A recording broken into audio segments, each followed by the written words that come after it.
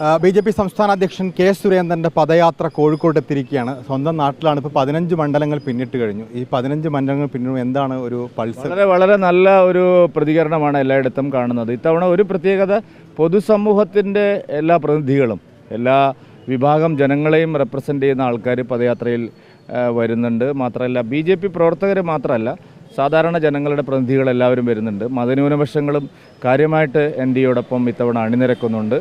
ശ്രീ നരേന്ദ്രമോദിയിലുള്ള, പ്രധാനമന്ത്രി നരേന്ദ്രമോദിയിലുള്ള വിശ്വാസം സംസ്ഥാനത്തെ ജനങ്ങൾക്കിടയിൽ ശക്തിപ്പെട്ടു വരികയാണ്. വികസനം വേണമെങ്കിൽ മോദി വരണം എന്നുള്ള ഉറച്ച ഒരു നിലപാടിലേക്ക് കേരളം അടുത്തുകൊണ്ടിരിക്കുകയാണ്.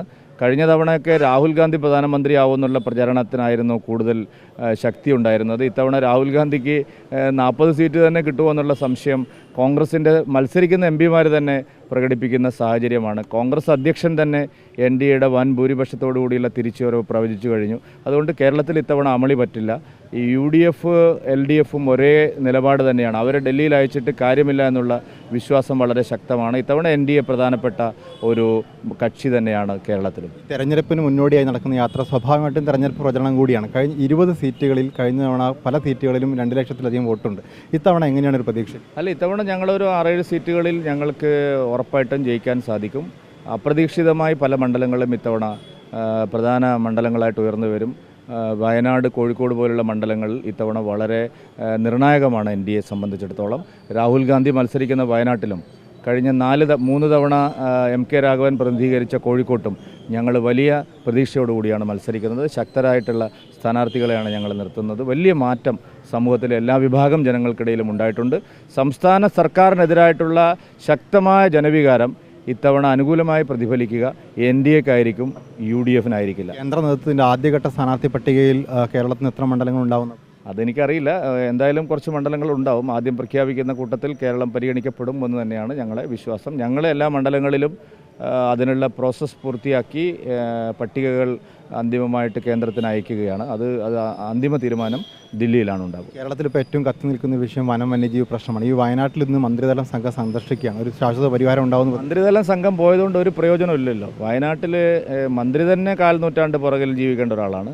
ഇപ്പോൾ വനം വകുപ്പ് തന്നെ 25 കൊല്ലം പുറകിലാണ് കേരളത്തിൽ. മറ്റ് സംസ്ഥാനങ്ങളെല്ലാം വലിയ തോതിൽ ആധുനിക സൗകര്യങ്ങൾ ഉപയോഗിക്കുന്നതിൽ, സാങ്കേതികവിദ്യ പ്രയോജനപ്പെടുത്തുന്നതിൽ, കിട്ടുന്ന പണം ശരിയായി പ്രയോജനപ്പെടുത്തുന്നതിൽ, വനപാലകരെ ശരിയായി പരിശീലിപ്പിക്കുന്നവർ, അവർക്ക് ആവശ്യമായിട്ടുള്ള നല്ല ട്രെയിനിങ് കൊടുക്കുന്നതിൽ പാശ്ചാത്യ രാജ്യങ്ങളെ, മറ്റ് പല രാജ്യങ്ങളെയും അപേക്ഷിച്ച് നല്ല പരിശീലനം സാധ്യതയുള്ള സ്ഥലമാണ് ഇവിടെ. പക്ഷേ യാതൊരു തരത്തിലുള്ള ട്രെയിനിങ് ഇല്ല, അവർക്ക് ആവശ്യമായിട്ടുള്ള ആയുധങ്ങളില്ല, പുതിയ സാങ്കേതികവിദ്യ ഉപയോഗിക്കാനുള്ള സൗകര്യങ്ങളില്ല, ഇൻഫർമേഷൻ പാസ് ചെയ്യാനുള്ള സൗകര്യങ്ങൾ പോലുമില്ല.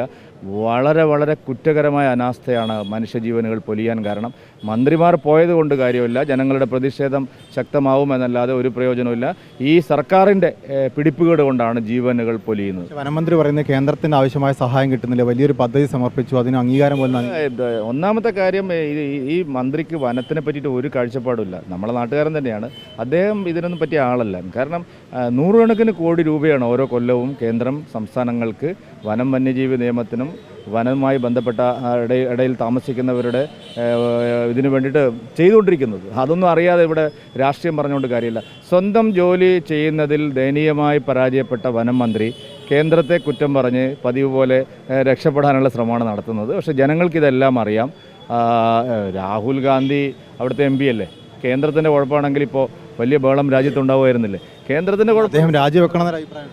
ആരെ രാജിവെച്ചിട്ട് എന്താ കാര്യം? ആരെയാണ് കൊണ്ടുവരാൻ പോകുന്നത്? ഇപ്പോൾ 2 മന്ത്രിമാരെ മാറ്റിയിരിക്കുന്നു. ഒന്ന് കടന്നപ്പള്ളി രാമേന്ദ്രൻ, അദ്ദേഹത്തിനാണ് മാറ്റിയിരിക്കുന്നത്. ഇതൊക്കെ ഔട്ട്ഡേറ്റഡ്, എക്സ്പയറി ഡേറ്റ് കഴിഞ്ഞ മന്ത്രിമാരാണ്. ഇവരെയൊക്കെ വെച്ചിട്ട് എങ്ങനെയാണ് പുതിയ കേരളം മുമ്പോട്ട് പോകുന്നത്? ഒരു കാഴ്ചപ്പാടില്ല, ഒരു വിഷണറി മന്ത്രിമാരില്ല. എല്ലാവരും ഇങ്ങനെ ഒരു വയനാട്ടിൽ പ്രശ്നത്തിൽ കേസെടുത്തിരിക്കുന്നതൊക്കെ BJP പ്രവർത്തകർക്കെതിരാണെന്ന് പറയും. അല്ല, BJP പ്രവർത്തകരാണ് സമരത്തിൽ പ്രതിഷേധം, ജനങ്ങളുടെ പ്രതിഷേധമാണ്. അപ്പോൾ പിന്നെ പോലീസ് അവരെ തെരഞ്ഞുപിടിച്ച് കള്ളക്കേസ് എടുക്കുകയാണ്. അത് ഒരു ശരിയായ നടപടിയല്ല. കാരണം അവിടെ ഒരു ജനകീയ പ്രതിഷേധമാണ്, ഒരു രാഷ്ട്രീയ പാർട്ടിയുടെ പ്രതിഷേധമല്ല. പക്ഷേ BJPക്കാരെ കിട്ടിയ അവസരത്തിൽ തെരഞ്ഞെടുത്ത് കള്ളക്കേസ് എടുക്കണം. വയനാട് ജില്ലാ പ്രസിഡന്റ് പറഞ്ഞു ലോഹ ഇട്ടവരാണ് അവിടെ. ഞാൻ നേരത്തെ തള്ളിക്കളഞ്ഞതാണ്. അങ്ങനെ ഒരു നയം പാർട്ടിക്കില്ല. അത് ഒരു നാക്കുപിഴയാണ്. അത് അദ്ദേഹം തിരുത്തിയിട്ടുണ്ട്. BJP ഒരു തരത്തിലും ഒരു വിഭാഗം ജനങ്ങളെയും ആക്ഷേപിക്കുന്ന പാർട്ടിയല്ല. ഞങ്ങളുടെ പാർട്ടി ലൈനേ അതല്ല. പാർട്ടി കൃത്യമായിട്ടുള്ള നിലപാട് ഞാൻ ഇന്നലെ തന്നെ വ്യക്തമാക്കിയിട്ടുണ്ട്. ജില്ലാ പ്രസിഡന്റും അതനുസരിച്ച് തിരുത്തലുകൾ നടത്തിയിട്ടുണ്ട്. പ്രത്യേകിച്ച് പി സി ജോർജൊക്കെ പാർട്ടിയിലേക്ക് വന്ന സാഹചര്യം. പി സി ജോർജ് വന്നുകൊണ്ടല്ല, ഞങ്ങളെല്ലാ മതങ്ങളെയും ബഹുമാനിക്കുന്ന ഒരു പാർട്ടിയാണ്. പിന്നെ എങ്ങനെയാണ്?